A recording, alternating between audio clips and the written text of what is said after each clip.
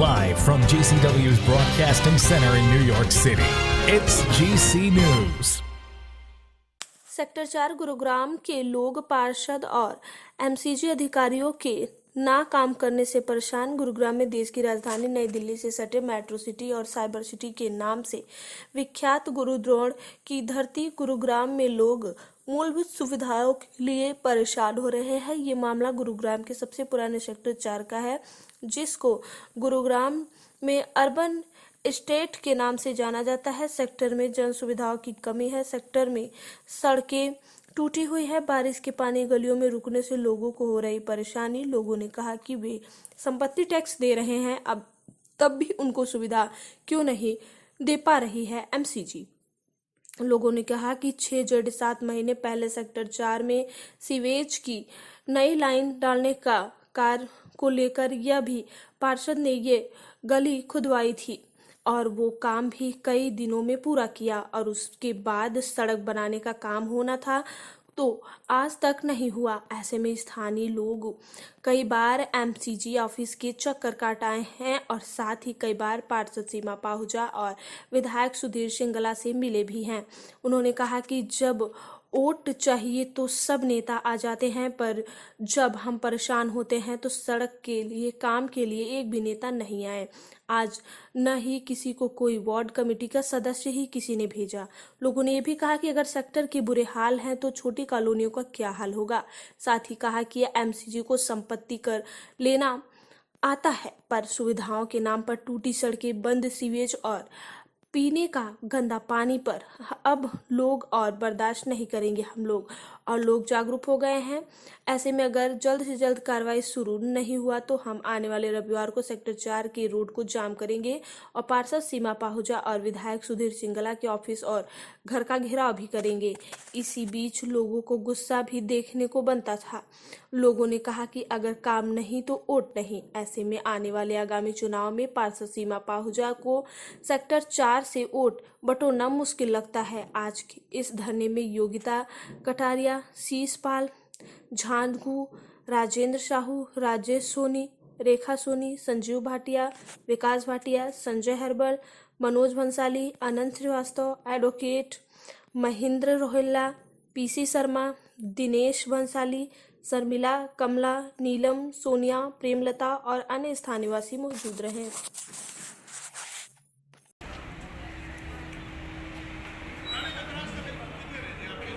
ये वीडियो बनाइए कैसे करके बाहर से पूछना नहीं है, यहाँ से निकलने का भी रास्ता नहीं है, कहाँ से निकलेगा। ये देखो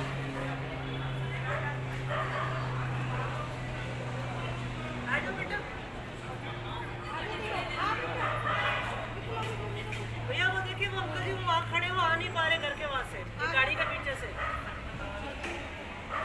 बोल के बताइए कि ये सब ये हालत ही है।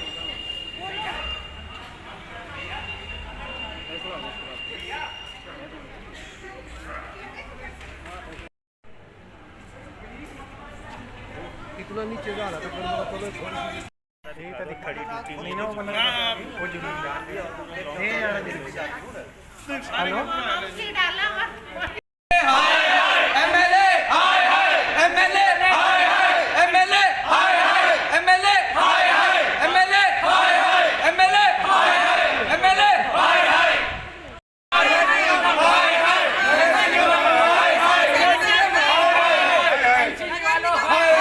प्रशासन नगर निगम प्रशासन एमएलए पार्षद सारे अधिकारी एमसीजी कमिश्नर जेई एक्शन सारे अधिकारी इस दुर्दशा को करने वाले सीमा पाहुजा सीमा पाहुजा सीमा पाहुजा एमसीजी वाले एमसीजी वाले एमएलए सीमा अभी हाँ ऑफिस से आई हूँ और ऑटो वाले ने बाहर छोड़ दिया, मैं अंदर नहीं जाऊंगा। कैब करते हैं, कैब नहीं आती है, बिल्कुल भी मना कर देते, कैंसिल कर देते हैं। लेकिन अब क्या करें, ऑफिस तो जाना है और पता नहीं कैसे कैसे हम लोग किस हालातों में हम यहाँ से जा रहे हैं। विधायक जी ने तो पहचानने से मना कर दिया। उस समय तो बड़े मजे से मालाएं पहनाई जा रही थी हमारी बुजुर्ग लेडीज को, और हमें मुझे खुद एश्योर किया कि 3 महीने में आपको यहाँ प्रोग्रेस नजर आ जाएगी। आप मेरी जुबान है, जुबान दी थी उन्होंने, और उसके बाद प्रोग्रेस ही तो तो दिख दिखाई दे रही रही है है। ना, ये देखिए प्रोग्रेस क्या है। उसके बाद भी अगर सिविल लाइन पड़ी है, उसके बाद उन्होंने बस कहा हमारा इतना ही एग्रीमेंट था, सारे कनेक्शन इंटरनल कनेक्शन जो हुए हैं वो हमारी कॉस्ट पे हुए हैं। ये कनेक्शन जो है क्या अथॉरिटी को नहीं करवाने चाहिए थे? सिर्फ इतना ही एग्रीमेंट था उनका, इतना ही कॉन्ट्रैक्ट था। जी विधायक जी का कोई आता पता नहीं है जी, मुझे तो पता नहीं है जी भी कि नहीं है। विधायक जी सिर्फ अपनी जेब भरते हैं और जी कुछ नहीं करते। यस। आप देखो, जो आप परेश भाई, छाया बार भाई, उनके माध्यम से हम सरकार तक पहुंचाएंगे। उसके बाद हम प्रोटेस्ट करेंगे और जो भी हमसे हो सकेगा वो करेंगे। जब से ये बारिश हुई है बच्चे निकलने ही नहीं देते, कहते हैं गिर गए तो कौन जिम्मेवार होगा आपका। आपको जाने की जरूरत नहीं, बाहर निकलते हैं तो मरते हैं, बाहर अंदर जाते हैं तो गरीब मतलब जुका सॉरी मिट्टी में गिर गए, उनका थैला गिर गया, ड्रेस मेरा नाम है। मेरा नाम है advocate Mahendra Singh. I am practising in district court Gurgaon, Supreme Court of India. समस्या बड़े लंबे समय से आ रही है। 2016 से यहाँ पे वाटर लॉगिंग प्रॉब्लम थी, जिसके कारण बड़ा गंदा पानी बहता रहता था सड़कों पे। उसके निदान के लिए एक ये नई लाइन डाली गई। नई लाइन हम डाली गई तो विधायक जी आए, चुनाव से पहले भी आए थे, उन्होंने बहुत से वादे किए हम कर देंगे, लेकिन सब वो वादे सब पूरे हो गए। उसके पश्चात हमने कमिश्नर को चिट्ठी लिखी, जो उनके जुडिशियल कमिश्नर को मिले, कहा गया अभी काम कराते हैं, ये सबसे हो जाएगा, वो सबसे हो जाएगा। कोई रेस्पॉन्सिबल ऑफिसर नहीं आया। आज तक इस गली में कोई भी नहीं आया जी। आज तक उसके ऑफिस में 3-4 बार हम गए, किसी ने यहाँ तक सुध नहीं ली। और ये सर्वविदित है, यहाँ गाड़ियां फंस जाती हैं, जानलेवा स्थिति पैदा हो जाती है। मान लीजिए कोई इमरजेंसी आ जाती है, किसी को दिक्कत हो जाए, यहाँ पे अगर मानी एम्बुलेंस लाना पड़े, फायर टेंडर लाना पड़े, क्या आ सकता है वो? अथॉरिटी को जागना चाहिए। और मैं तो कहता हूँ अकाउंटेबल फिक्स होनी चाहिए। अब आप देख लीजिए कैसे जाते हैं, छुट्टी कर लेते हैं, कोई वैन नहीं आ पाती, कोई रिक्शा नहीं आ पाती।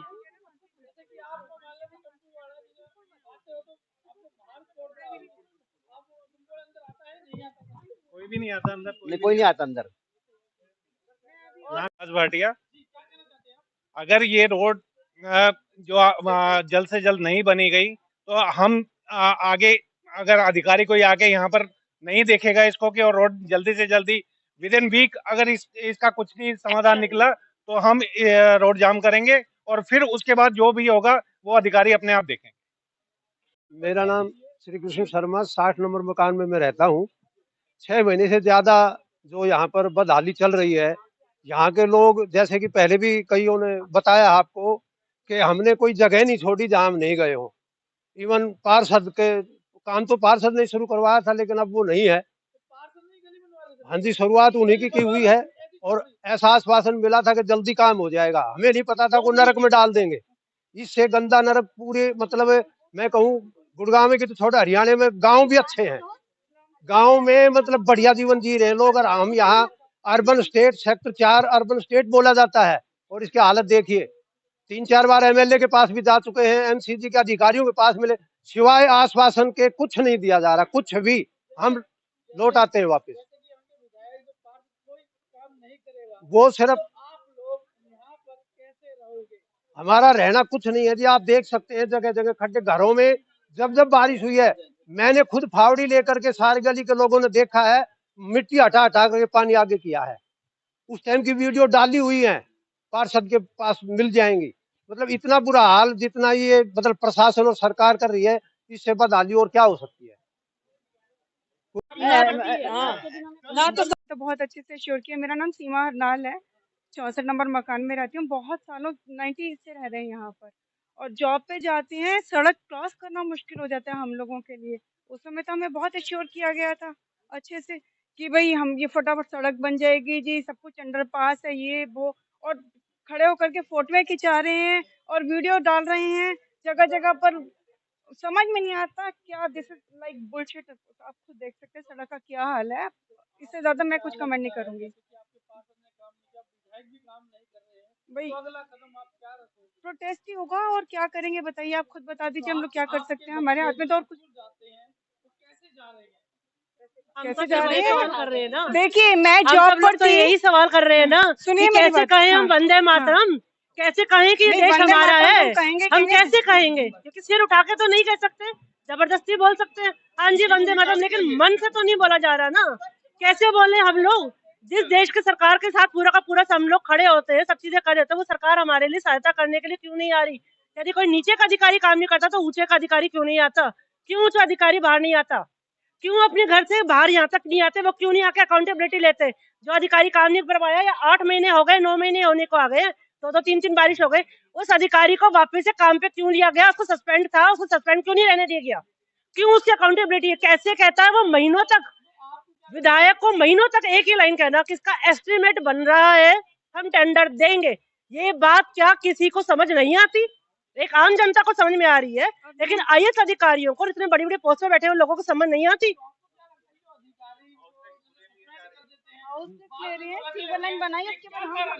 भ्रष्टाचार, भ्रष्टाचार, उन्हें मालूम है कि हम कोई ना किसी को सपोर्ट करेंगे तो उनसे कुछ ना कुछ हिस्सा लेंगे।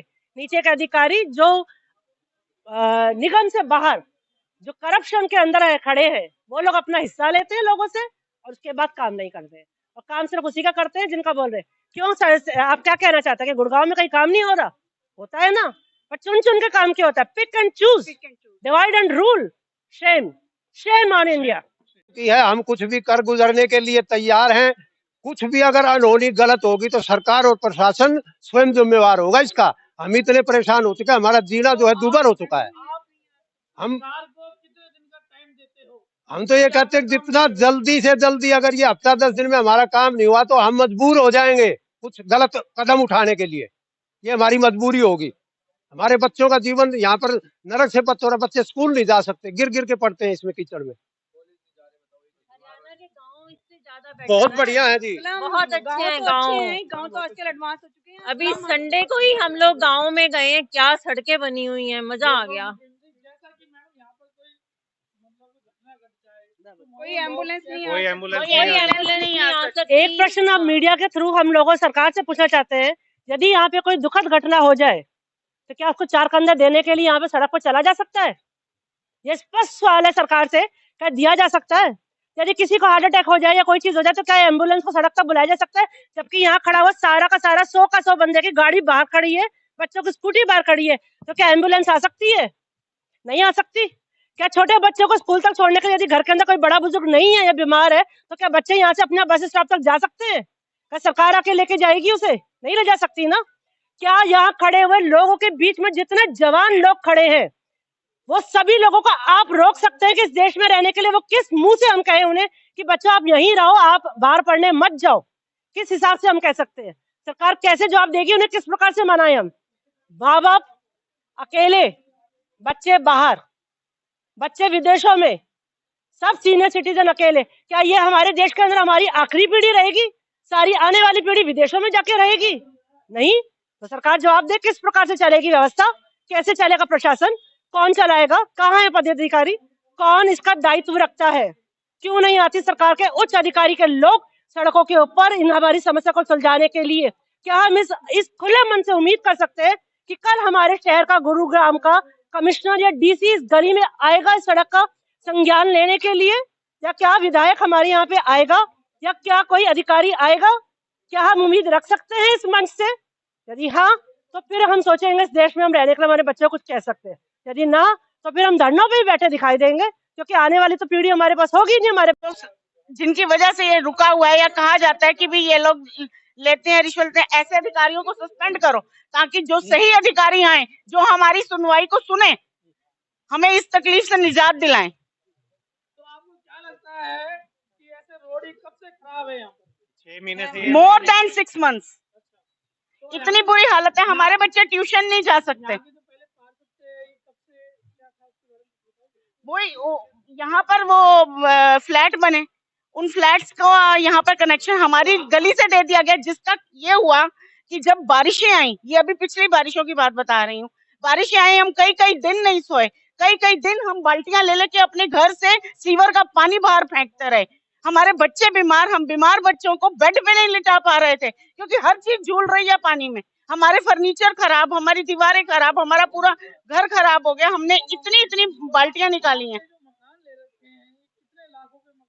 करोड़ों के मकान है ये, लाखों के हैं, ये 4 सेक्टर है, करोड़ों के मकान ले रखे हैं और हम इतनी बुरी लाइफ जी रहे हैं इस वक्त। सेक्टर है ये, मॉडल सेक्टर, वाकई इसको मॉडल सेक्टर कहा जाता है।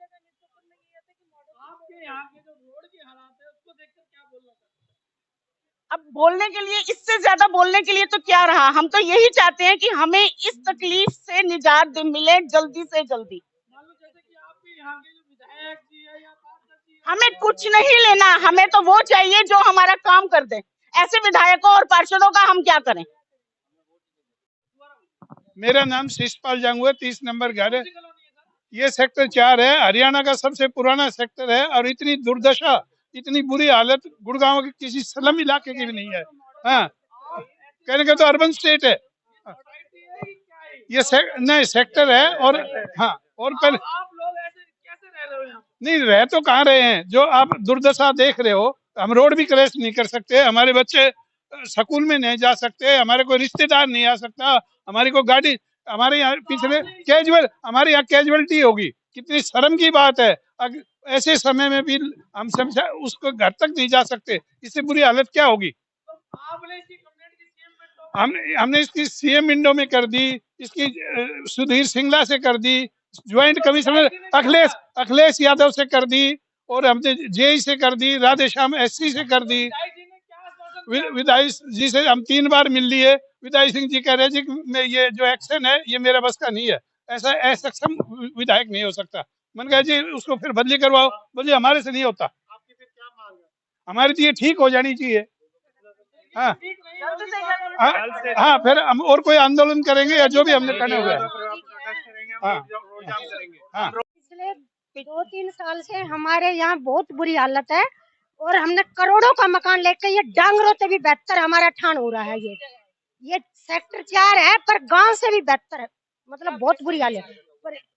परेशानी है, बच्चा स्कूल में नहीं जा सके, भाई आदमी ऑफिस में जाए तो बड़ी मजबूरी है निकलने के लिए, भाई जाना तो पड़ेगा। ये 4-5 महीना होगा, उससे भी ज्यादा ही होगा, 6 महीने से ज्यादा होगा। बता रही हूँ, ये जितने लोग खड़े हैं इनमें से सभी लोग हर प्रकार के अधिकारी के पास गए, चाहे आप कमिश्नर कह लो, चाहे आप विधायक कह लो, चाहे आप ज्वाइंट कमिश्नर कह लो, चाहे आप मनोज कुमार जेई एक्शन कह लो, चाहे आप जेई कह लो। यहाँ का जो जेई था पहले भी उसको सस्पेंड किया गया था। मैं खुलेआम बोलूंगी, सुमित चहल को सस्पेंड किया गया था रिश्वत लेने के लिए। उनकी पहले भी अकाउंटेबिलिटी नहीं थी, उनके पहले भी काम नहीं थे।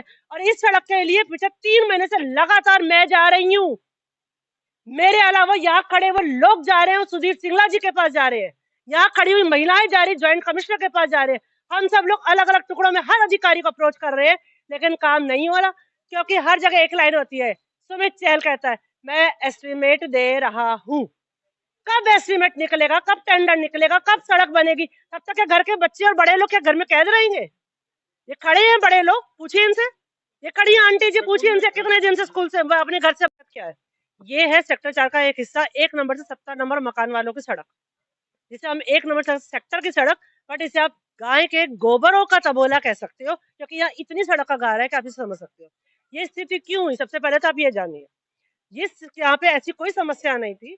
यहाँ पे कुछ इन्फ्लुएंस लोगों ने पड़ोस में अपने फ्लैट्स बनाए, उन्होंने यहाँ के सीवर की लाइन के कनेक्शन अपनी लाइन में जोड़ दिए और इन लोगों से वादा किया कि यहाँ पे नई सीवर लाइन डालेंगे, नई सीवर लाइन डालेंगे। नई सीवर लाइन डालने के कारण कहा गया कि हम यहाँ नई सीवर लाइन डालेंगे। चलिए, आपने कहा नहीं डालेंगे, कुछ करेक्शन किया, जो मर्जी किया। एक आम आदमी को क्या चाहिए? सीवर ही तो चाहिए था, उन्होंने सिर्फ वही तो मांगा था। तो आपने सीवर लाइन डाली, लेकिन उस सड़क के साथ सीवर लाइन का काम कंप्लीट नहीं कराया। उसके पास सड़क बननी चाहिए थी, आपने वो कंप्लीट नहीं कराई। आपने लोगों को मजबूर किया कि नई सीवर लाइन के लिए वो लोग अपना पैसा खर्च करके वापस से कनेक्शन ले। क्यों? जब एक मकान वाला पहले सीवर के लिए कनेक्शन के लिए पैसा ले चुका था तो दोबारा क्यों ले? उनकी तो जरूरत नहीं थी, इनकी तो मांग नहीं थी। मांग क्यों उठी? क्योंकि सीवर भरने लगा, ब्लॉक होने लगा, ओवर गलत फ्लैट्स बनने के कारण ये परेशानी उठी। सीवर लाइन डली, डालने का टेंडर निकला, सड़क उधेड़ी गई। साल हो गया इस प्रोसेस को, सड़क डालेंगे सड़क डालेंगे सड़क डालेंगे, खड्डे बना के सीवर लाइन छोड़ दी। पिछली बारिश के अंदर सीवर के बड़े बड़े होल के अंदर कोई इंसान गिरा, कोई जानवर गिरा, कोई स्कूटी गिरी, कोई बच्चा गिरा, कोई बड़ा गुड़ा, सब गिरते रह गए। खींच खींच के निकाला गया। क्यों निकाला गया? क्यों? क्योंकि काम पूरा नहीं हुआ। जब टेंडर निकलता है तो पूरा टेंडर क्यों नहीं निकला? सड़क सीवर डल रही है सब में। इसके अंदर उन इन्फ्लुएंस लोगों के साथ निगम के जुड़े हुए अधिकारियों की लापरवाही है। हमें नहीं मतलब उन भ्रष्ट लोगों से, हमें मतलब है उस निगम के अधिकारियों से जो लोग एक आम जनता का पैसा टैक्स लेते हैं और उसी से वेतन पाते हैं। उन अधिकारियों की अकाउंटेबिलिटी क्या है? क्यों नहीं की गई? अगर उनको मालूम था कि सड़क का खाली सीवर का टेंडर पास हुआ है और सड़क का टेंडर पास नहीं हुआ, तो उन लोगों ने तुरंत प्रभाव से क्यों नहीं काम किया? आज की डेट में 1 साल बाद भी 3 बरसातें निकलने के बाद कहते हैं हम एस्टिमेट दे रहे हैं। कब एस्टिमेट देंगे? कब टेंडर निकलेगा? कब सड़क बनेगी?